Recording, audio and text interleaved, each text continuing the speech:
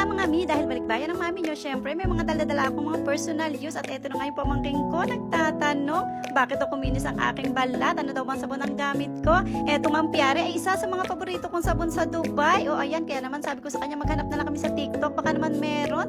Dahil gusto ko na nga makatry makapag-check out. Eto na nga guys, at hindi na siya makapaghintay. Gusto na niyang itry ang aking Piare soap, turmeric soap. Ayan, itry na natin guys. At eto na nga, super excited na niya. Itry na daw agad-agad sa kanyang braso. Hindi muna maligo. Siya nga pala mga mi, itong Piare Ayurvedic soap turmeric ay made in India. At hindi nyo na itatanong, 100% vegetable soap. Ayan, hindi man to kilala guys, pero ito ay super effective. Ayan, kilalang kilala to sa Dubai guys. Ayan, maraming mga kabayan o magamit nito guys.